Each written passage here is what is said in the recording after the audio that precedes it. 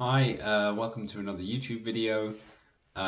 This time I am going to ask you to ponder the question, what does your pain mean to you? The reason I decided to go for this today is because I've been writing another blog article about this. I just want to share a little bit of my experiences with this question. Further questions that can arise when asking yourself this question in particular, because it is quite a deep, a space of reflection, I suppose. And yeah, what does your pain mean to you? And what do I mean by that? I'm thinking more on, I suppose, more spiritual or philosophical level, sort of the deeper meanings and threads of pain through your life. In some cases it has helped shape who you are, even helped shape your relationship with yourself, helped even with a sense of identity somehow. I know for my case in particular that was true. Reflecting back, realizing how embroiled my sense of identity was and has been in back pain, muscle pain, and it can be pretty uncomfortable to answer this question actually for yourself. So hopefully throughout this video I can just help unpack that a little bit. Help with providing a space of sort of humble understanding of mind-body work in relation to chronic back pain, because at times it can be a challenge, but it's worth asking yourself the hard questions, because that's how you'll move forward. That's how you'll move out of pain. That's how you'll change the narrative on your pain.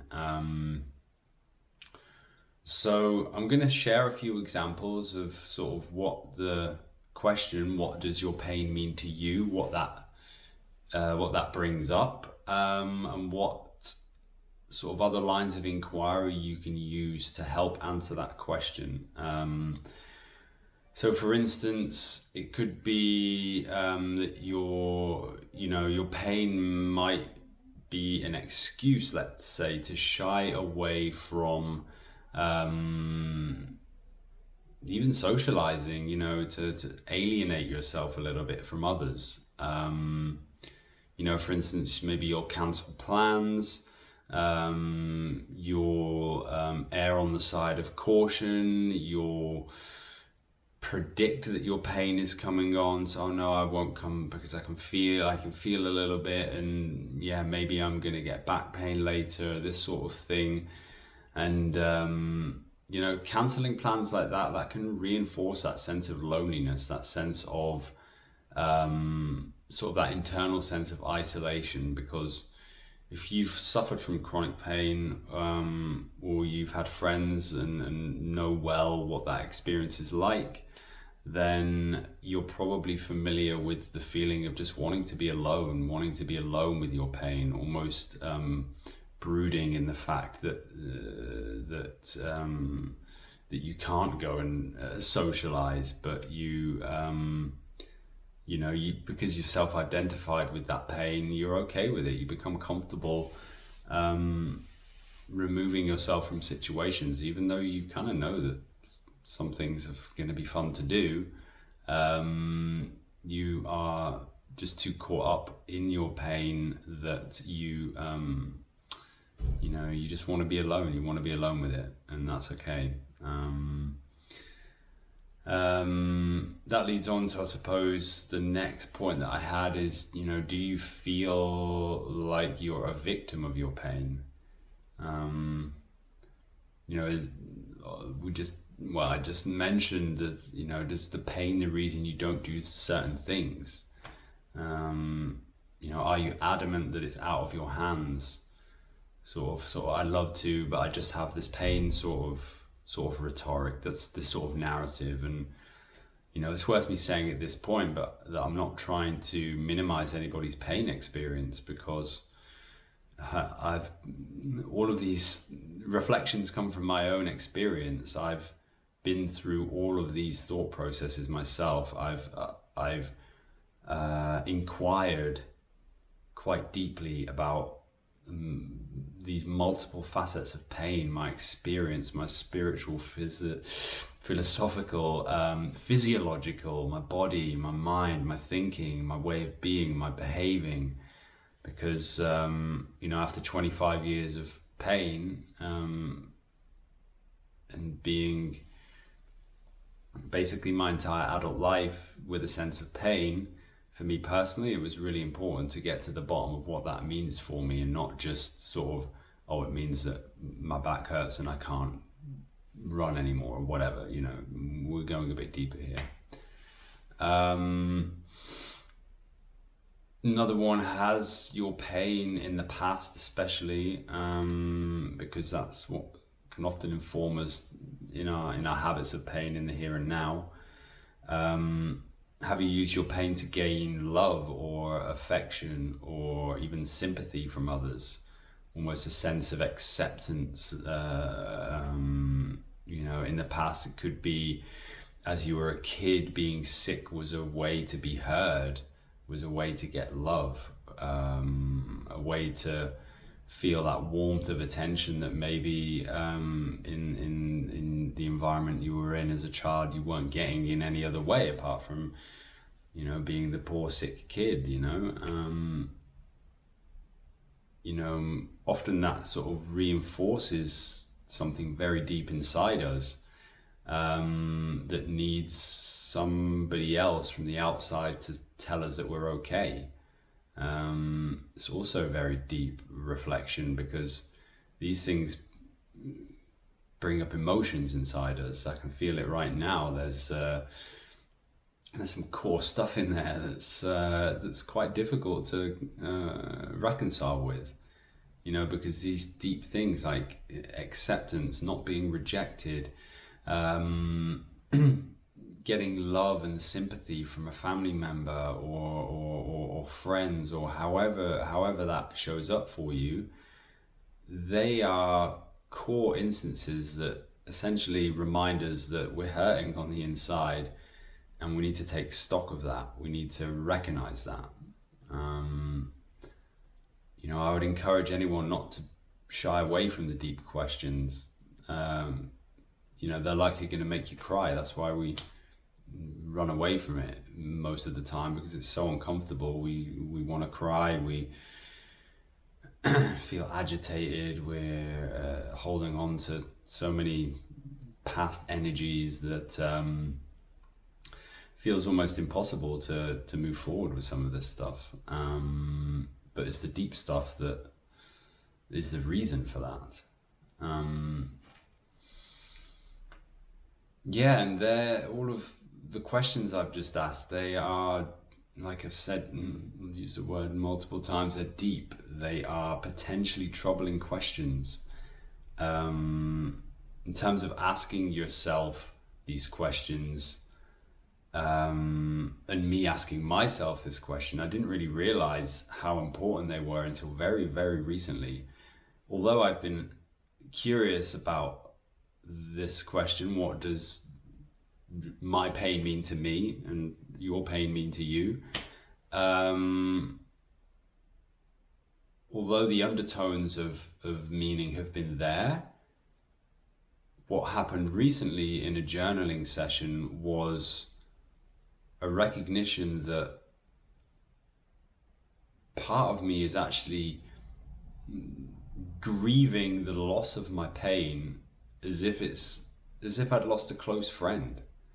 It's like pain has been so much part of me for so many years that something within my system, physiologically, psychologically, spiritually, however you want to call it, is somehow threatened my identity of being in pain, being the guy with back pain, the you know, all of the above that I've just mentioned, the excusing myself from things, etc., etc. I've done all that. I've been there, done it, worn the t-shirt.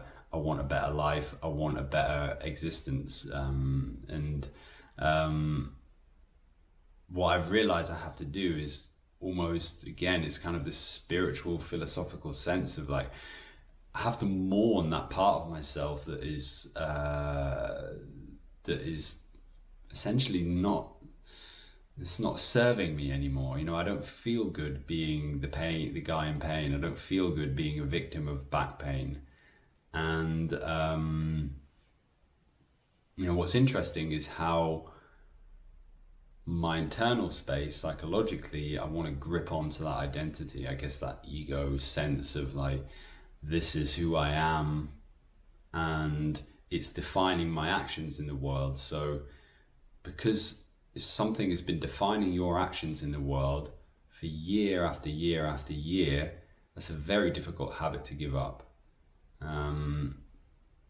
So think about the questions that I've asked in this video.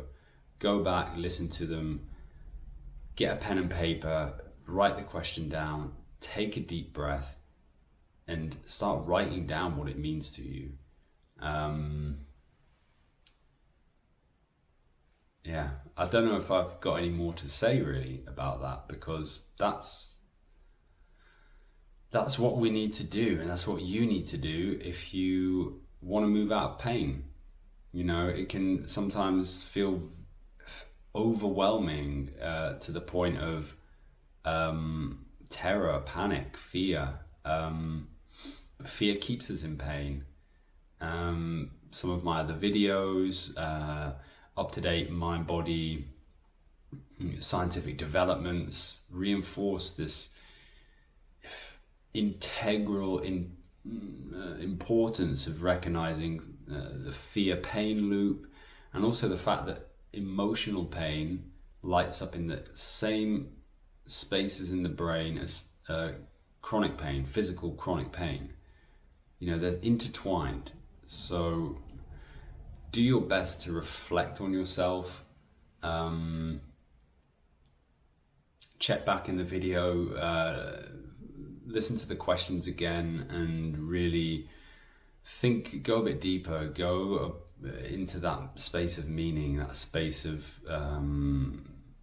in some way, curiosity about what feelings come up, and try not to judge yourself when you're answering, because often, you know, we don't want to feel needy, we don't want to feel like we're somebody who needs to get love. But you know what, if pain has been part of that meaning for you, then let's just humble ourselves and go, okay, yeah, shit, that's heavy, but I'm willing to be open, I'm willing to recognize it, and I'm willing to cry, I'm willing to get agitated, almost scream, or feel whatever comes up. There's multiple energies running through our systems, so respect those energies by learning, by writing, by asking yourself difficult questions, and being brave enough to try and answer them, because it will reduce your symptoms if you fit into the mind-body pain bracket. So yeah, give it a try, ask yourself the questions, use a pen and paper, pencil if you want, or yeah, you can also type. It's always good to just get free flowing with our emotions and our thoughts. And good luck, because this work can be difficult. Hopefully I'm providing a little bit of humble honesty and support along the way. If that's the case, I'd love to hear from you, so please put anything in the comments if you have any questions, or maybe you've experienced this before. Otherwise, I think I'll leave it at that for today. Good luck, I wish you the best, and we'll see you soon.